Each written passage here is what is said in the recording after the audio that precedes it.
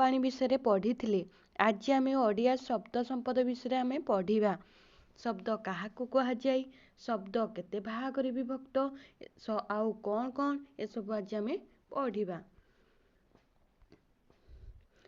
ତାହେଲେ ଶବ୍ଦ ଓ ଶବ୍ଦ ବିଭାଗ ଦେଖିପାରୁଥିବେ। ତାହେଲେ ଶବ୍ଦ କାହାକୁ କୁହାଯାଏ, ପ୍ରଥମେ ଆମେ ଜାଣିବା ଶବ୍ଦ କାହାକୁ କୁହାଯାଏ ନା ଅର୍ଥବୋଧକ ଏକ ବା ଏକାଧିକ ବର୍ଣ୍ଣକୁ ଶବ୍ଦ କହନ୍ତି। ତାହେଲେ ଏକ ବା ଏକାଧିକ ବର୍ଣ୍ଣ ମିଳିତ ହୋଇ ଅର୍ଥ ପ୍ରକାଶିତ ହେଲେ ତାହାକୁ ଶବ୍ଦ କୁହାଯାଏ। ଦେଖିପାରୁଥିବେ ଯଥା ଦେଇଛି, ଦେଖିପାରୁଥିବେ ମା ହେଉଛି ଆମର ଗୋଟିଏ ବର୍ଣ୍ଣ କିନ୍ତୁ ତାର ଅର୍ଥ ଅଛି। କ ହେଉଛି ଆମର ଗୋଟିଏ ବର୍ଣ୍ଣ କିନ୍ତୁ ତାର ଅର୍ଥ ଅଛି। କର ଅର୍ଥ ଜଳ। ଅହି ଦେଖିପାରୁଥିବେ ଅହି ହେଉଛି ଆମର ଦୁଇଟି ବର୍ଣ୍ଣ କିନ୍ତୁ ତାର ଅର୍ଥ ଅଛି। ଅହି ମାନେ ସାପ। କମଳ ହେଉଛି ଆମର ତିନୋଟି ବର୍ଣ୍ଣ କିନ୍ତୁ ତାର ଅର୍ଥ ଅଛି। କମଳ ମାନେ ପଦ୍ମ।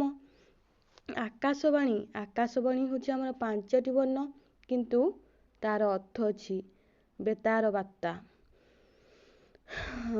ତାପରେ ଦେଖିବା ଅର୍ଥହୀନ ବର୍ଣ୍ଣ ବା ବର୍ଣ୍ଣ ସମଷ୍ଟି ଶବ୍ଦ ନୁହେଁ। ଯଥା ଡ ହେଉଛି ଆମର ଗୋଟିଏ ବର୍ଣ୍ଣ କିନ୍ତୁ ଅର୍ଥହୀନ, ଅର୍ଥ ନାହିଁ। ଟନତା ହେଉଛି ଆମର ତିନୋଟି ବର୍ଣ୍ଣ କିନ୍ତୁ ଅର୍ଥ ନାହିଁ।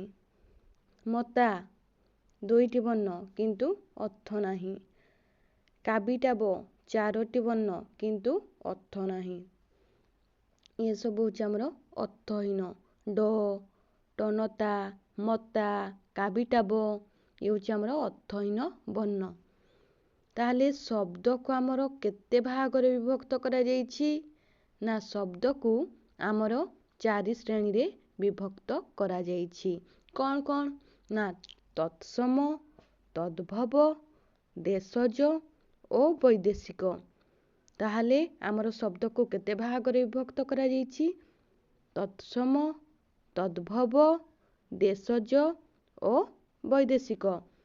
ତତ୍ସମ ଶବ୍ଦ କାହାକୁ କୁହାଯାଏ ନା ଆମେ ବ୍ୟବହାର କରୁଥିବା ଅବିକଳ ସଂସ୍କୃତ ଶବ୍ଦ ଗୁଡ଼ିକୁ ତତ୍ସମ ଶବ୍ଦ କୁହାଯାଏ।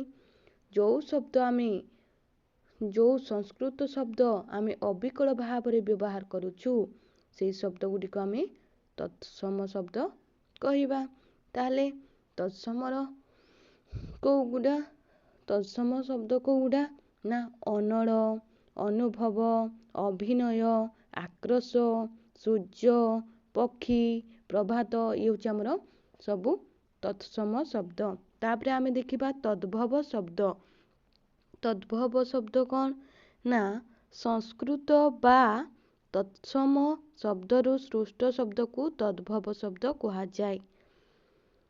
ତଦ୍ଭବର ଅର୍ଥ ସଂସ୍କୃତରୁ ଜାତ। ଦେଖିପାରୁଥିବେ ତତ୍ସମରୁ ଆମର ତଦ୍ଭବ, ତତ୍ସମରୁ ଅଗ୍ନି, ଅଗ୍ନିରୁ ଆମର ଅଗି, ଖଦିର, ଖଦିରରୁ ଆମର ଖଇର, ନବ, ନବରୁ ନଅର, ନବରୁ ନ, ଗଭୀର, ଗଭୀରରୁ ଗହୀର, ତାପରେ ଉଦ୍ଗାତାରୁ ଅତା।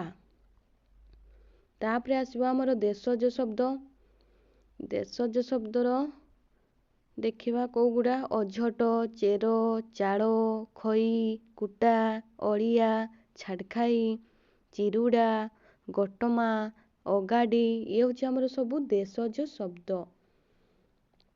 ତାପରେ ଦେଖିବା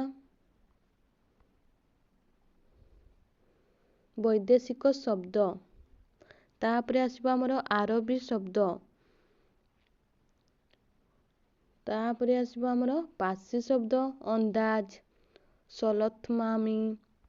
ସଲତମାମି, ବରଫ, ଦରଖାସ୍ତ, ଗିରଫ ଇଏ ହେଉଛି ଆମର ସବୁ ପାର୍ସୀ ଶବ୍ଦ।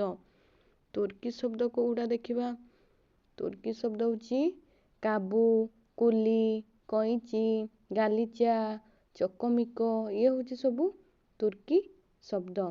ପର୍ତ୍ତୁଗୀଜ ଶବ୍ଦ କୋଉଗୁଡ଼ା ଆଚାର, ହାତ, ଆଲମାରି, ଇସ୍ପାତ, ଇସ୍ତ୍ରୀ, କାଜୁ, ଏ ହେଉଛି ଆମର ସବୁ ପର୍ତ୍ତୁଗୀଜ ଶବ୍ଦ। ଇଂରାଜୀ ଶବ୍ଦ କୋଉଗୁଡ଼ା ନା ଅଡ଼ିଟ୍, ଅଡ଼ିଟର, ଅଦଳି, ଅପରେସନ୍, ଅପିଲ୍, ଇଞ୍ଜିନ୍, ଏ ହେଉଛି ସବୁ ଆମର ଇଂରାଜୀ ଶବ୍ଦ। ଦେଖିପାରୁଥିବେ କେତେକ ଦେଇଛି। ତାହେଲେ ଆଜି ଆମେ ଶବ୍ଦ ବିଷୟରେ ଜାଣିଲେ।